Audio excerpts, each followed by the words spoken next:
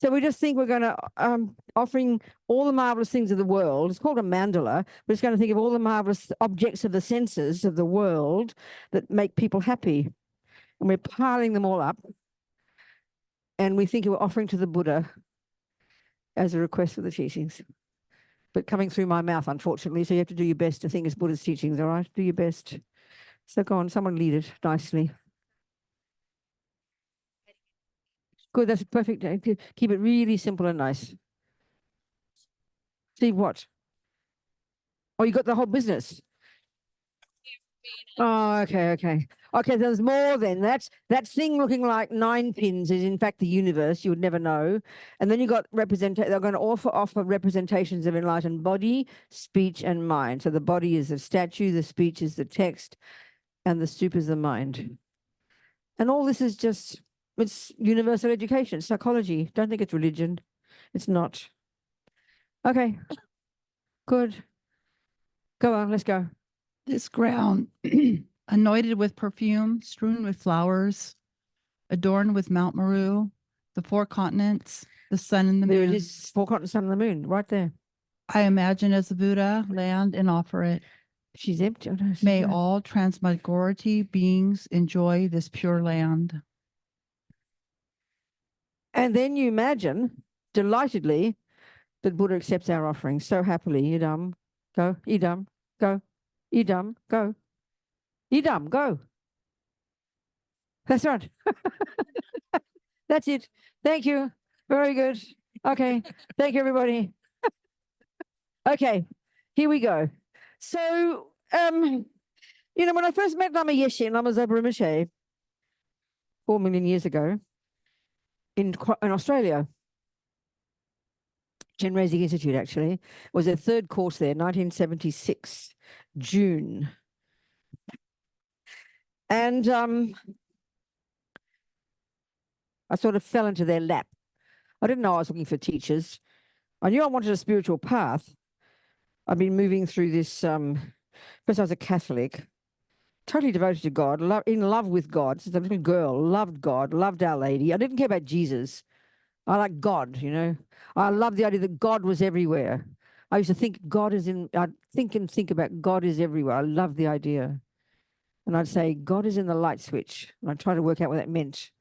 And then God is in the margin of my homework. And I'd try to work out what that meant. And I couldn't understand that God is everywhere. I tried hard. And I'd go to Mass every day. I'd learn the Mass in Latin. I wanted to be a priest. And the first time I went to Mass, I wanted to be a priest. I knew it was my job, Not the altar boy, not the nuns, the priest, because he was the boss. It was clear. It was clear as crystal. I walked home and announced, I'm going to be a priest, They all laughed, of course, because I'm not a girl, I'm not a boy. So then, then I sort of, that was just so clearly, clearly even just liking God sort of reminded, anyway, whatever. So by the time I got to 19, it was time to say goodbye, God, hello, boys. I was about 19, yeah.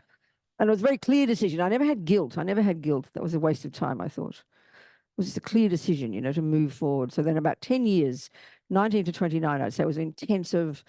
I suppose, looking back, it was looking for the truth, looking for my truth, looking for a way to see the world, looking for a framework, looking for something coherent, to explain things. That's what I was looking for.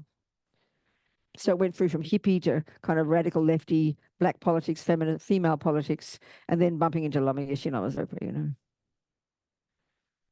So I'd sort of joke and say I tried every option to find who to blame on the planet for the suffering. And I'd exhausted all options, right? Until I bumped into the Lamas, and the Lama Yeshe said, you should look at your mind. And that had never occurred to me in all my life. And that's the point. This is the point. This is what really Lama Yeshe was just ingenious at. It was so astonishing. The more you understand how Tibetans lived up in their mountains, and that was what protected them, that kept it so intact. It stayed medieval. You've got to remember that it stayed medieval. When Lama Zopa first taught, when I first heard him in English still, it was like as if he were Lama Tsongkhapa talking in the 14th century. They hadn't changed, and why would they? Because that was their Dharma intact. But for us, it was totally foreign, totally, not even the concepts, just the structure, the words, the usage, the turns of phrase, the assumptions. were utterly, completely not ours. It was like, all insult, not trying to insult the Dutch, but double Dutch, Poor Dutch get a bad way, don't they? Double Dutch, Dutch treat, Dutch courage. The poor Dutch. It has to be the English that caused all that, I think. It's the English. And so anyway, I know. And then what happened was I went to this course. Then I was going through all my political activity, and I was doing martial arts, and I felt I'd found my path. 6 days a week doing my martial arts. And then one day I was driving in Melbourne, and some two women, their car had broken down in the intersection.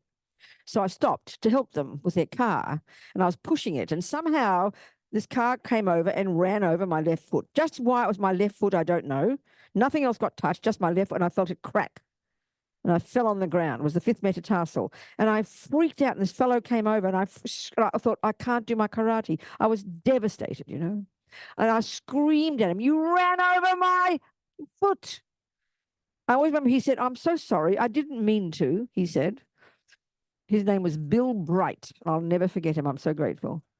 I always think it was Lama Yeshe manifesting, to stop me in my tracks because I was going in the wrong direction, basically. So then he took me to the hospital where I was born, in fact, to get fixed. Then I had my foot in plaster, and I was absurdly devastated, somehow because my karate career had stopped. And then I was in this restaurant called Shakahari. It's still in Melbourne, 50 years later, 60 years later. And I saw a poster, and I saw Lama Yeshe. So until this day, I am convinced I'd heard that name before. I said, where have I heard that name before? And I still can't work it out. And of course, I haven't heard his name before. That's how karma ripens, That was the hook, Lama Yeshe. And I just finished a job, and I couldn't do karate, so it was perfect timing. So I went 1,000 miles north to the tropics, to Queensland, and did this 1 month intensive Lam Rim course with Lama Zopa, and then this 1 month intensive Chen Reisig retreat with Lama Yeshe, So somehow when I got there, I knew it was where I belonged. I couldn't understand Lama Zopa. In fact, it was a total, in many ways, more than just his words, because I'd been through these 10 intensive years of intense political activity. I hardly had a serious job for those 10 years. I worked especially in London, where I worked in London, I was full-time, living on the dole, £5 a week, fully committed to political activity, demonstrating, getting arrested on demonstrations, organizing demonstrations, full-time political activity was my job. And it was an intensive period of internal growth and in discovery, blah, blah, blah, And then suddenly, and I'd been a hippie first. So hippie came first, then communist, and then black politics, then feminist. And by the time I got to Chen Reisig, it was back to the hippie one. And it was like and I'll never forget the social, what am I saying?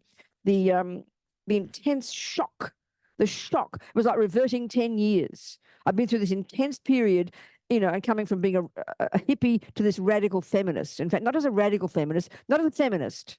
In fact, I was in black politics doing, all the Black Panthers thing, the Soledad Brothers, George Jackson, all these things at the time, late 60s, early 70s. Then I heard feminist. I thought the word was femininist. I'd never heard of it. Then I heard radical feminist. I thought, I like radical. Then of course, being radical, I had to go to become radical lesbian, so I gave up the boys. Then I became a radical lesbian separatist feminist. I'm always the most extreme edge of everything. That's how it is, my nature. So it was this extreme internal process, trying to strip things away and understand the reality and what suffering is and who causes it and blah, blah. And then I bumped into these lamas. And it was like an absolutely social shock, because it was like hippies again. I thought I'd gone back 10 years. It was shocking to my mind. And then hearing this patriarchal language and these men sitting in front of the women, and it was just too shocking for my mind. I can't tell you, but I knew I belonged there. I had no choice. I remember the very first course, 200 people packed in this gompa. Every day I went, every single day. I couldn't understand a word she said, trying to sort it out, having a mental breakdown about all this structure and the patriarchy and all this business. But it went every single class. And then Lama would come along in the evenings, and I would sigh with relief. I can't tell you. So somehow I always say with Lama, when you realize how different the way we talk in our culture, our phrasing, our terms, our assumptions, the way we are psychologically, our expression, the way we talk, hippies in the 70s, we're much the same now, no difference. And then to compare that with medieval Tibet, it's like a completely different culture. And then Lama talked like a hippie. It's as if, for me, Lama was born a hippie, but he pretended to be a Tibetan. Because honestly, I can't describe to you how intense. And the relief, because Lama, like all great, anybody in any body of knowledge can get the essence, you know. So Lama Zopa gave us the structure. He gave us the Lam Rim correctly. But Lama Yeshe, being a yogi, both being yogis, he got the essence. And he talked about it psychologically, because that's what works for our minds. That's how we are now. That's what works, you know. So Lama had this incredible skill. And I also have the pleasure and the privilege to edit Lama's teachings. And when I read his raw transcripts and I hear him talk, it's unbelievable. You hear the effort that he went to communicate with modern people. He was absolutely astonishing. I'm still astonished, you know. Even his ability to choose the words, it was like he had no reference for this. For example, the word in Tibetan, from the Sanskrit and from the Tibetan, which is in English, called the afflictions. It's a typical word used to refer to all the neuroses: attachment, anger, jealousy, the neuroses we are so familiar with. The term in Tibetan, the term in Buddhism is affliction. Well, who uses that word in their life? We do not. It's arcane. But Lama just knew this. He never used it. So one of the terms that's used, which is the best one, the most delicious word, which I use endlessly, which so conveys the meaning of these neuroses, is the word delusion. We'll go into this. He used that word, but he also made up his own language. When I edited his book on Mahamudra, and in the preface I wrote, I identified within that Lama's teachings in that book about 21 synonyms that Lama has made up, his own terms, in his incredible wish to express to us, to explain to us, to get us to understand these afflictions, you know. These weird, wacko terms he used. He was unbelievable in his ability to communicate. And I'm pretty sure when I went to that course, when I went to those 2 months, it was Lama who completely grabbed me from day one. His name grabbed me, you know. I knew Lama Zopa was perfect. He was perfect. In fact, it was a really interesting example because he was a disciple. Lama Zopa was a disciple. We had no idea what it meant to Lama. Had no clue. Lama was this happy, kind of hippie-looking guy, you know. But Lama Zopa was this impeccable disciple who showed you perfectly how to be as a disciple. It was extraordinary. But I didn't understand Rinpoche. I knew he was perfect, but he was sort of behind Lama Yeshe. And I think if it had just been Lama Zopa on his own, I wouldn't have been ready, you know. So Lama Yeshe grabbed my heart completely.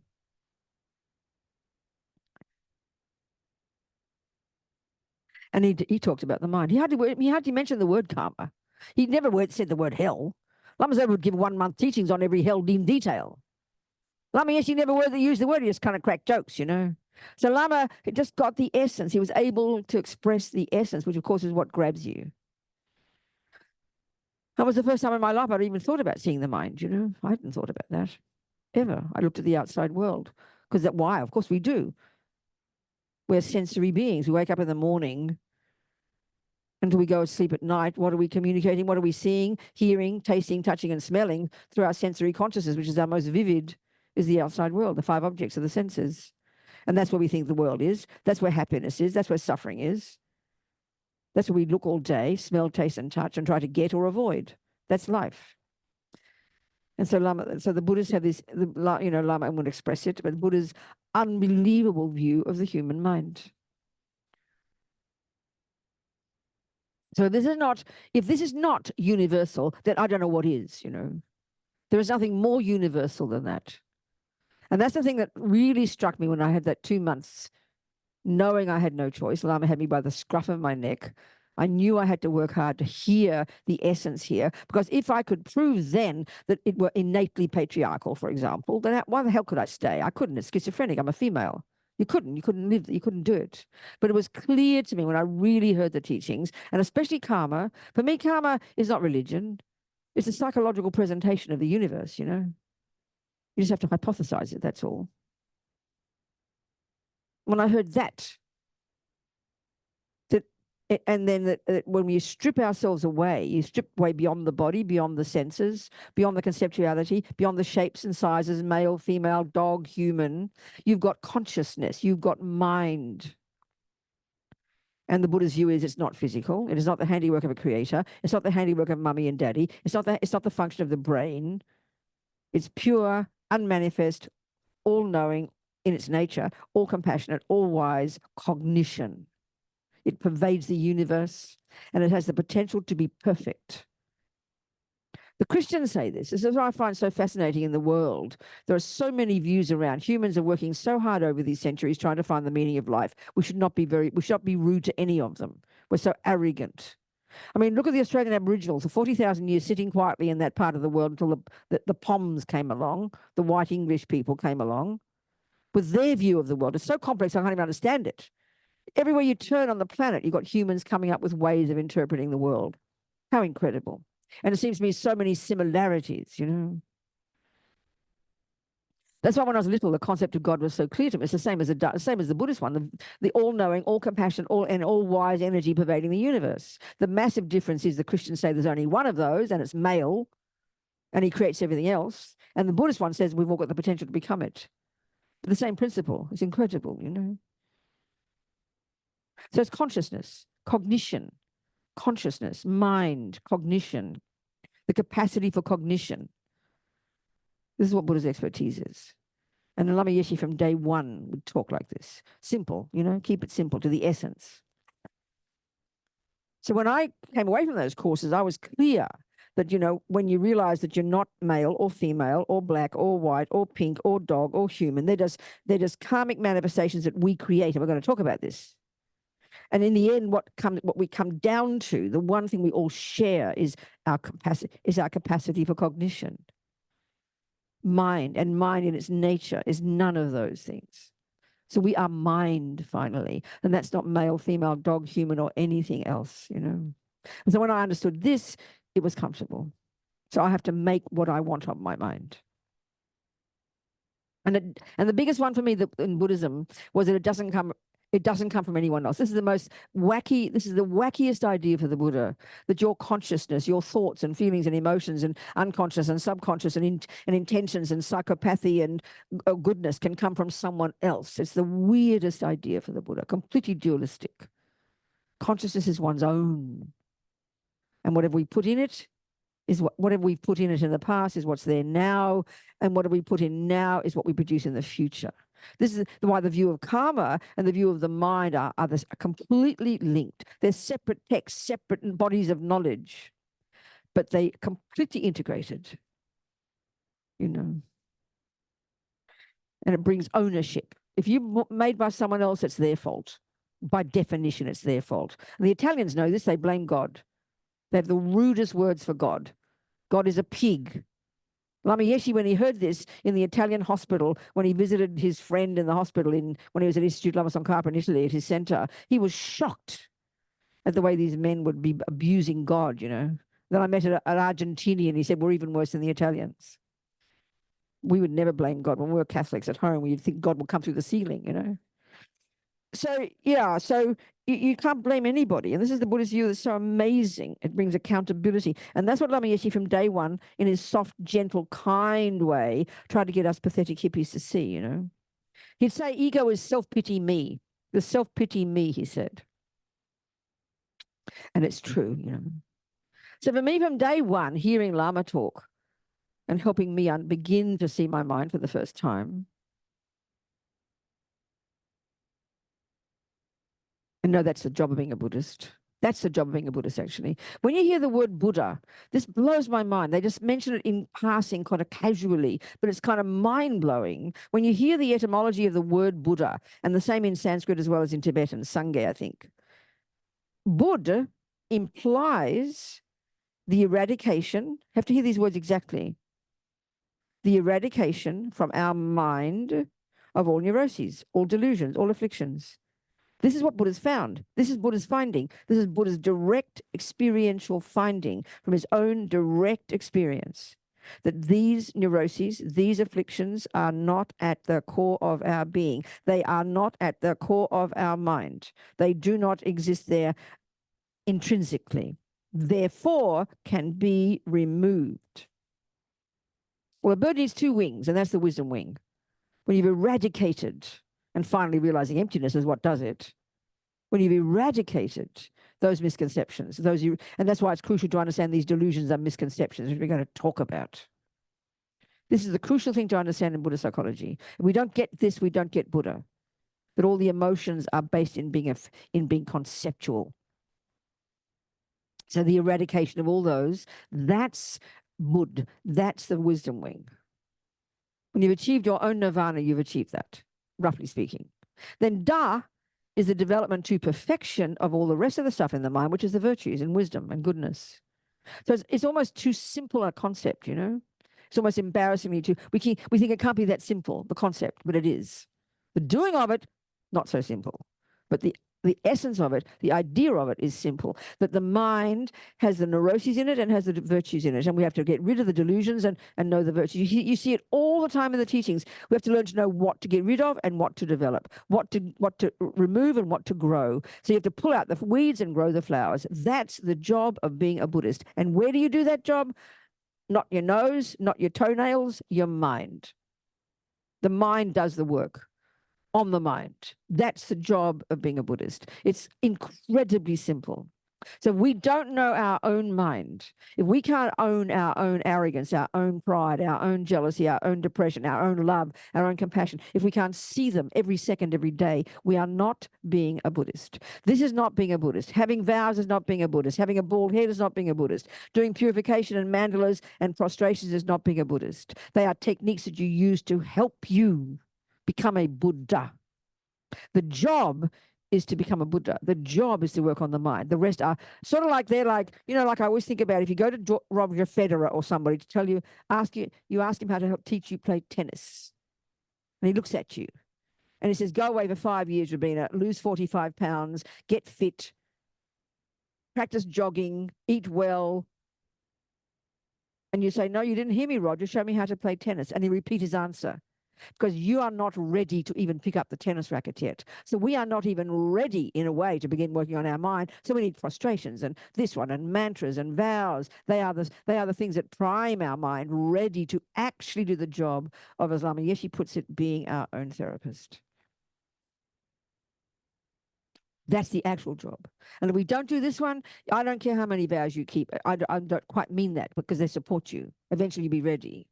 But we have to do those things to support us, to prime ourselves, to get to do the actual job, the miracle of the job of being our own therapist, seeing our own mind every second, which means recognizing the anger, recognizing the arrogance, recognizing the depression, recognizing the love and compassion, and knowing what to do with them. That's being a Buddhist. Now, that is not religion, I promise you. Religion, and this is the biggest problem we have in our culture. When we think of religion, we think of belief. We think of creator. We think you can't prove it. That's not Buddha's view of religion. That's why really almost like Buddhist religion is, it's religious philosophy. It's a viewpoint about the world. But we are so addicted to the view of creator as religion that when, just like that scientist, I always quote this, just like that scientist in New Zealand years ago asked the question, and it was a brilliant question, who revealed the teachings to the Buddha? Because that's his view of religion. It's an assumption there's a creator who is always existing, who has not become existing, who was not created, who is perfect just naturally, didn't become perfect, who then decides, and I never understand the reasons, and I'm not criticizing, decides to create the universe and create me. And so that sets the rules. So by definition is the boss. And the whole of Christianity and Islam is based on this. And I'm not complaining, but it's not the Buddhist view, but we assume they're the same. When we hear Buddha says, don't kill, don't steal, don't lie, he's got his list of 10, just like Jesus. We assume the reason is the same, but it's fundamentally different. And if we don't understand this clearly, we don't see the difference. And if we don't see the difference, we're not practicing properly. So by definition, I always quote this endlessly. I asked my Jesuit priest friend, what defines something as a sin, as a negative action? In other words, what makes something wrong morally? And he said, by definition, a sin is doing what God said not to do, meaning God is the boss. So this is the dualistic view we have in the world. And the fact of the matter is, Buddha says, we made up this view of creator. It's a dualistic view. We have created the view of a creator. He would argue a creator is not viable. He's not being rude. We've got to think about these things. It's a mistake. It's a misconception, he says. It's a dualistic view. So you ask Jesus then, why not kill? And this is the point, because God says. And so a sin is when you do it because God said not, because God said it's wrong. That's what makes it wrong. And that's why when you have to fix it, you have to go to God and beg him to forgive you. So forgiveness of God is what purifies you. So we take that same view when we hear about karma. We're completely mistaken. It's misunderstanding. Buddha is a really nice person. He would forgive you. He's a nice guy. That's not the point. That's like sort of going to your doctor who's told you not to smoke, right? Because you get cancer. But you go to your doctor and have misunderstood her instruction, and you say, I did smoke, doctor, please forgive me, assuming that her forgiveness will purify your cancer. Well, that's superstition. No. She's an advisor who says from her own experience that cancer is a result of smoking. So she advises you not to smoke, but you cause this cancer. So the only way to fix it is you fix it. Buddha's the same. So for Buddha, when you say, he says, don't kill, he doesn't say because I say so, but we hear it like that because we're all children. So we get guilty and neurotic, you know, oh, I did something naughty, I'll get punished. That's a dualistic view that we've made up. Don't blame your Catholic mother or your Jewish mother. We've made that up. It's a function of ego grasping. It's a view in our mind. So Buddha says don't kill. And you should say, why not, mate? And he'll say, you know what, Robina? People don't like getting killed. Have you noticed? It's a natural law. This Jesuit priest said there's some aspect of natural law in why it's a sin that people don't like getting killed. But the main thing is it because God said. And now that's powerful if you decide to have faith in a creator. And I'm not complaining. You live a happy life if you do, because you trust God. God's got a plan. He doesn't have to tell you his plan. He keeps it in his pocket, and that's fine. So that's an incredible way to live your life. You'll be happy. But that's not Buddha's view. There's no such concept of an external force that creates things. No such concept. He argues with it. He has found it to be mistaken. And that's what he says we have to find too. And he's either right or wrong. That we can all become Buddha. And that by definition, these don't kill, don't steal, don't lie, they are natural negativities. They're wrong because they harm others. That's what causes them to be, that's what defines them as wrong. It's a natural law. You know, that's why this fellow, this scientist said, who revealed these teachings to the Buddha? And I said to him, well, who would you ask who revealed relativity to Einstein? And of course, he laughed, and everybody laughed. But we would never say that, because we know Einstein's this clever fellow who uses intelligence, who observed the workings of the world and came up with his own observations, tested it all, codified it as rules, and then presented and said, over to you. If you want to prove this yourself, here's my methodology. Well, Buddha is identical. It's exactly the point. Got to use our noggin. But we're lazy. Intellectually, we prefer to believe something. It's easier, you know. But it doesn't get you far. That's the whole point about belief. Just merely believing, which is what we assume religion is, because we assume you can't prove it. That's hysterical for the Buddha. Buddha's view of the mind is so incredible. The definition of mind is that which is clear, which means not physical, and that which can know, that which can cognize, that which can be aware. These verbs are synonymous. That is the job of mind. So the obvious question to the Buddha is, to cognize what? He says, guess what? To cognize that which exists. That which exists. And the Buddha is saying, when you are Buddha, when you've rid the mind of all nonsense and have developed to perfection all goodness and wisdom, your mind, which is anyway not physical, which anyway can't be confined by space or time or matter, it is now because of ego stuck in this body, can't see past our own nose. But when our mind is fully developed, it can't not pervade the universe. It can't not be wherever there is existence. It can't not be. It can't be confined by space or time or matter. And then whatever is existing, it is necessarily in oneness with it, cognizes it. There's no distinction. There's no any longer any duality. This is logic. That is the function of mind. That is the potential of our mind. That is our potential. This is so unbelievable. It should bliss us out to hear this. You know, our mind is naturally pure and clear. So you go to your neuroscience and say, give me methods of how to get my mind to be pure and clear. He'll think you're mentally ill because we're talking a bunch of brain. Here we're not talking brain. We're talking your capacity for cognition. And we're not talking about some secret thing called a soul. There's no view like that in Buddhism. Don't need that. A capacity for cognition. I mean, we can start to hear this way, thinking about its potential. There's no reason to be depressed and angry and upset and or believe in all that nonsense, but we do, you know. We have to continually remind ourselves of our unbelievable potential. We don't believe we have potential. We think we're set in stone, you know. That's why it's so inspiring. That's why Lama Yeshe was so amazing and continually trying to get us to hear these incredible teachings about how mind is so pure and potentially, you know, that gives you courage to know you can do it. It's your natural potential. The delusions are adventitious. They have no intrinsic nature in our mind. They're not at the core of our being. And they're not, and this is where we have to start to learn how they're all conceptual at the moment. We're going to go into that. They're just based on conceptual stories. So mind is pure and clear. It hasn't been that, and then we've lost it. It's never been it, but it's got that potential to be it. And that's our job, to become that, to be that. So the job is about your mind. Everything is about the mind. In fact, from the Buddhist perspective, the universe, all universes, all hell realms, all God beings, all realms, all existence everywhere is a product of minds. That sounds pretty cosmic initially because we can't understand it. But it's all there in the body of knowledge, you know. Everything comes from mind. Everything is created by mind. And this view is so utterly and completely and radically different from the neuroscientific view that it's like chalk and cheese, as we say in English, you know.